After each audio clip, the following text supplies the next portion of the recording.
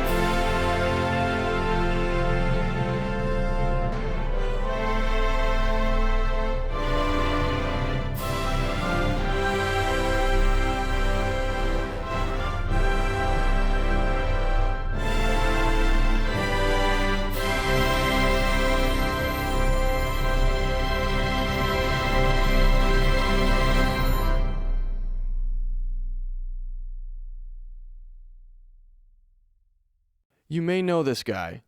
As Premier, he has the final say in all things Ontario. In September 2009, Dalton McGuinty held a press conference at Ontario Place to announce a unique piece of legislation, the Green Energy Act. First of all, we're introducing a feed-in tariff which allows individuals, Aboriginal communities, companies, schools, hospitals, homes, everyone to sell renewable energy to the grid at set rates for set periods of time. This is all about long-term predictability and stability. The tariff will make it easier to get financing and access to the energy grid. Wind turbines will have a minimum setback from homes. Our setbacks will be the toughest in North America, tougher than in 8 European countries, but at the same time they will not unreasonably deter new investment so that we can together create jobs in this new green economy.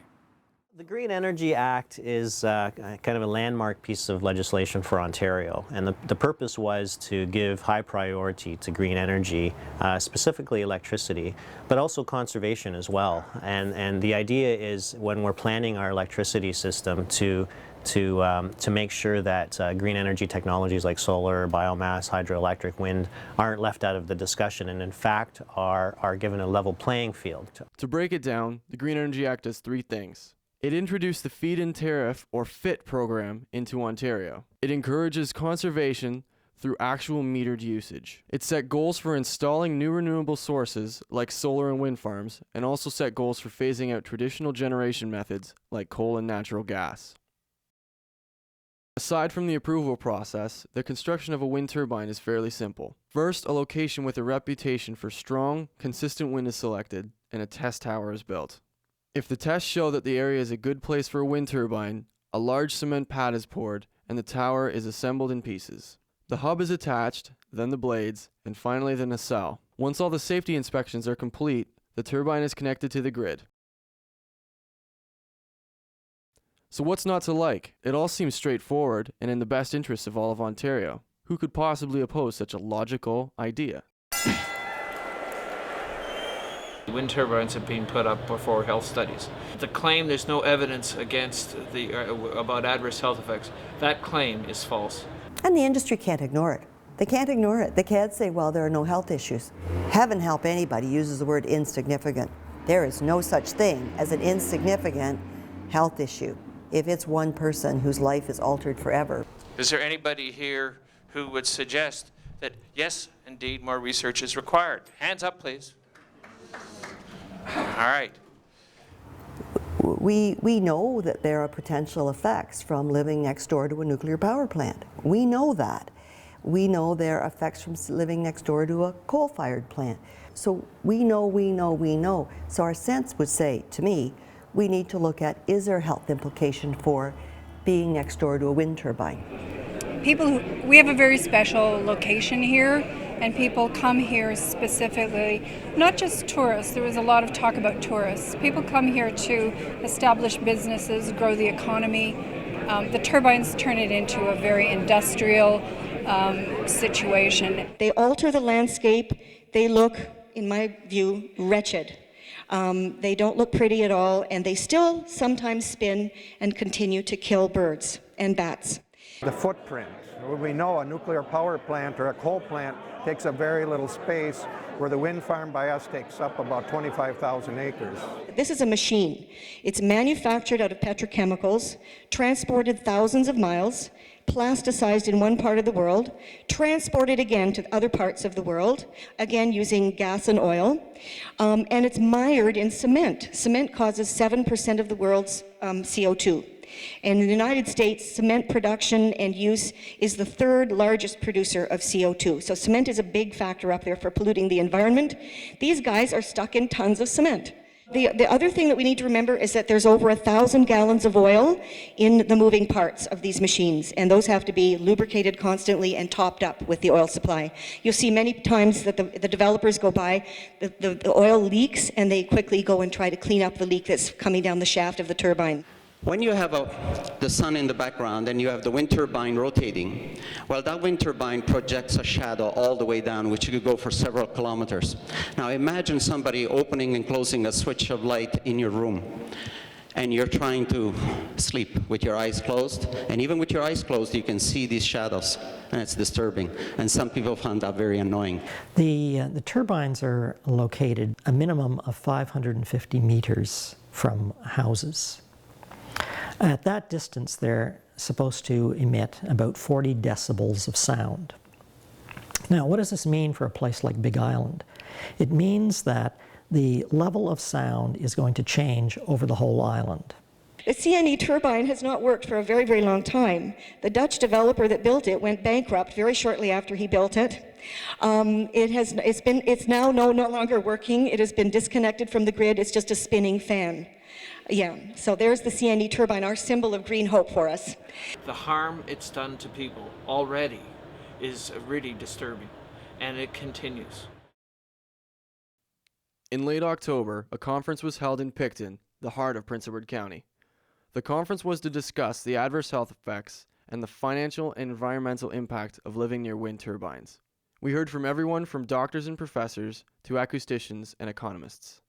Each had a unique perspective on wind turbines and the negative effect on their surroundings. Point to the first topic, air pollution. So the reality here is actually quite stark. Air pollution in Ontario has been falling, not rising, for decades.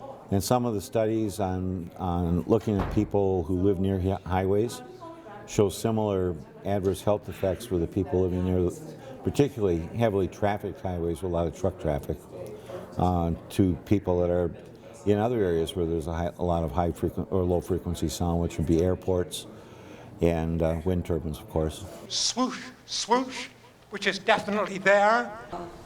Ringing, buzzing, sizzling, or waterfall noises. These were all things that people described to me. So the fact you don't hear it doesn't mean to say the ear doesn't detect it. The ear detects it just fine.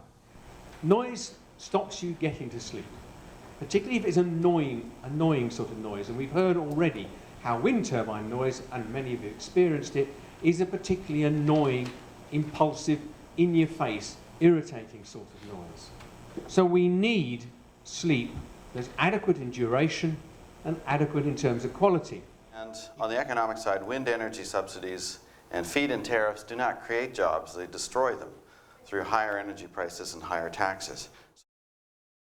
There are two sides to almost everything, and wind turbines aren't any different. What we're really hearing is, no, my property value will drop. Real estate values? Are you leaving? Real estate values only matter if you're planning on selling your house and leaving. You can make that argument, but I don't want to hear any other arguments about noise and visual impact because you're not going to be here. Look at the situation in Ontario. We have been able to, with help from natural gas, we have been able to reduce our emissions dramatically by reducing our reliance on coal. And it's very simple. For every megawatt of wind, you don't have to produce a certain megawatt of some other form of electricity. Over 9,000 Ontarians die prematurely every year because of smog, which exacerbates their heart condition or their asthma or what have you. I mean, that's something to be taken seriously. Coal plants kill people, and windmills do not kill people. It's just that simple. Hey, I'm going to live here. My children, my grandchildren live here. How silly is it for them to think that we would do anything that would jeopardize our health or their health? Down the road, it will become evident, or it will become more evident, that we don't need the level of nuclear that we need. Renewable energy is the accepted standard that we should be striving for.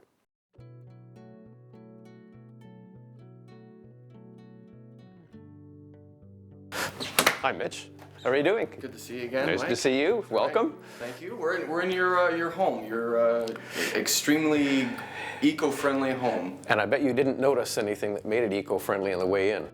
This is Mike Brigham. I met Mike at a Toronto Wind Action meeting we'd been invited to cover. He and his wife came up to speak to me at an intermission. He said that he planned to refute some of the information that was going to be presented and that he would pass it along to me. Mike and I stayed in contact after the meeting, and he invited us to take a tour of his extremely eco-friendly home. He claimed that his house produced and conserved so much energy every month that instead of hydro bills, he was receiving checks. I had to see for myself. I did, but not at first. It took us a few seconds to notice. So, well, the house was designed not to look, like anything unusual. It's supposed to look like every other house, both inside and out. And that was one of the things that we found difficult to locate in other houses that were very eco-friendly. Mike's house isn't located in the country with lots of land. He's comfortably located a few hundred feet from Lake Ontario at the east end of the beach. His home features a solar PV and hot water recovery system, as well as an R2000 standards rating, meaning it meets regulations on energy efficiency. Oh, we lost her. We're losing our son. Oh, it's got a solar panel. Oh, it's solar panel powered. Okay, yeah, I see. It's a solar powered wind turbine. Yeah, it's just like a novelty kind Zoom out a little Yes. bit, right? Get that wide, get the solar panel on it too. Yeah. Mike wasn't finished helping the documentary though. He is a member of Windshare, a wind power cooperative that jointly owns the wind turbine at Exhibition Place. Through Mike's connections at Windshare, he was able to help us set up a weekend when we could camp below the turbine. For the next 3 nights, my crew and I were going to sleep approximately 80 feet from the wind turbine and see if being extremely close for an extended period of time affected us.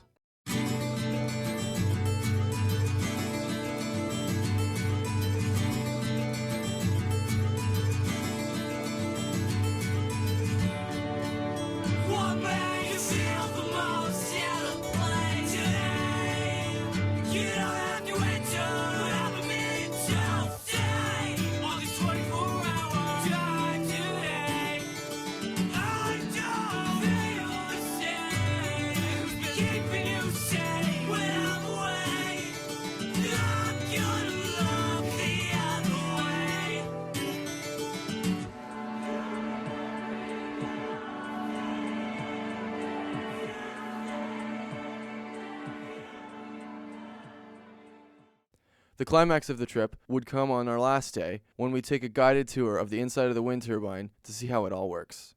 We're here with Gary Zavitz, who's going to take us up on the into the wind turbine. First urban wind turbine in North America. This is, yes. This is. Thank you, Mitch. This is the first wind turbine in North America, urban, I should say. It is probably, without a doubt, one of the most looked after wind turbines in the world because of its proximity to the downtown Toronto location, just because it's such a highly visible, iconic wind turbine in the world. So. Okay. Now, probably a good time to ask.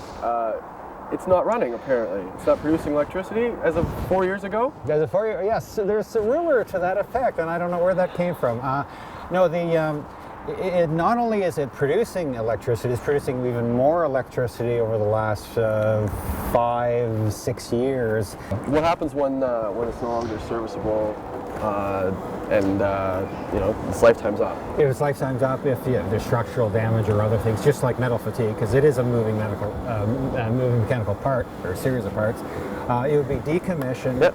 And then at what point they would come out and disassemble it. Okay. And, two very large cranes would come out and take it down. So that doesn't stand up, it doesn't just stay up and then fall apart on its own. That was one of the things that we've been told. No, for safety, we've got something like 4 levels of service of people that are monitoring this.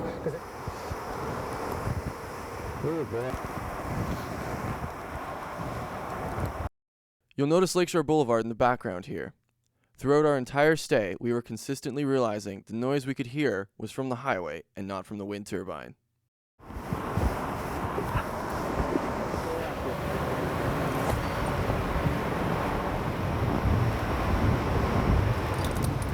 Nice knowing you. That was a long one. Awesome. I can't stop smiling. Oh. What we're looking at here are the gears that turn the hub into the wind so that the turbine operates as efficiently as possible. They are lubricated as needed, and this is the black oily substance which you can see at the bottom of the hub. Contrary to what we were told, there isn't 1,000 gallons of oil in the turbine. Quite simply, the lubrication system is about the size of a coffee urn. Like most mechanical devices, a wind turbine does use a small amount of electricity to operate. There are work lights and a ventilation system inside that run as required. The onboard computer is always running as well to ensure that the hub and the nacelle are pointed into the wind and operating efficiently. Electric motors are used to adjust the blade's pitch and the direction in which the nacelle is pointing. This consumption represents a very, very small portion of the total electricity produced by that same turbine. Yeah, where's the gas engine? There's no gas engine. What do you mean there's no gas engine? Why do you ask them if there's a gas engine? Well, how does it turn when there's no wind? How does it turn when there's no wind? It doesn't turn when there's no wind. Oh. Okay. So there has to be wind for this to turn. Okay, so I've been lied to is what you're telling me. Oh, I think you have. Apparently. Yeah. So there is no gas engine in this thing. There is no.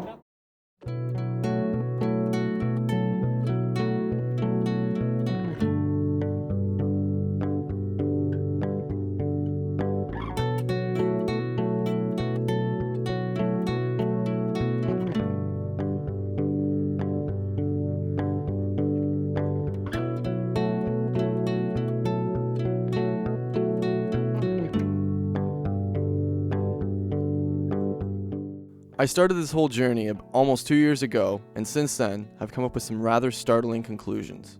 First off, I'd like to say that I'm still completely supportive and in favor of wind turbines and renewable energy sources. I think that the world needs to wean itself from fossil fuels, and this is a great start in showing what nature is truly capable of bringing us. The issue I think that most people have is that they don't like feeling that they don't have a choice or a say in what happens in their surroundings. The Green Energy Act, although well-intentioned and properly directed, has left a sour taste in people's mouths and is helping fuel the fire aimed at wind turbines. The Act mainly looks at the big picture and the distant future, ignoring short-term effects like the effect of tourism and health. The Act, most notably, removes the municipality from having any say in the siting and location of wind turbines. Subsequently, it leaves any avenue for appeal by either the municipality or citizens to fall on deaf ears. Finally, there needs to be some sort of general education on wind energy.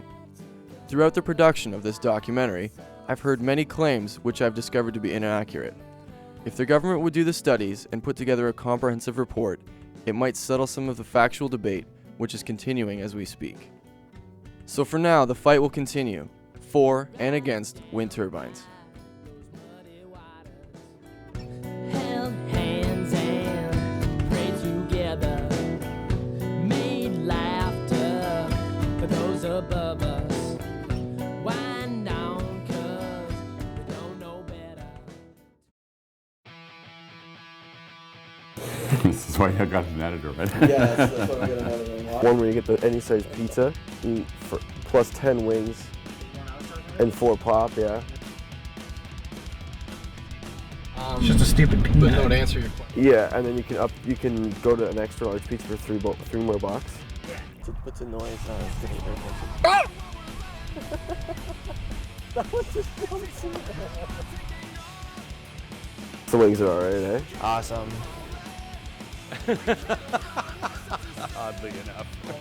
Wings, or you can get bites. Brad, the majestic wildebeest. I can't even describe this. One's coming at us. Look, go to the right. Go to the right.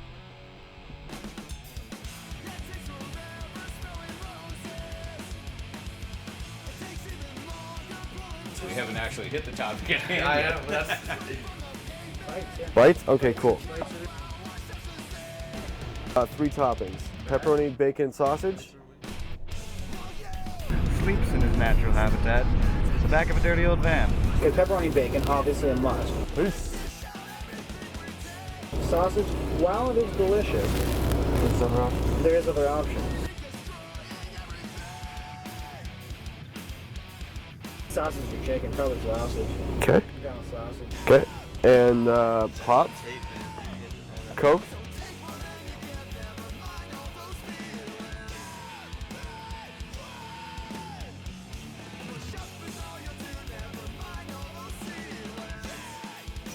Awful. Amazing.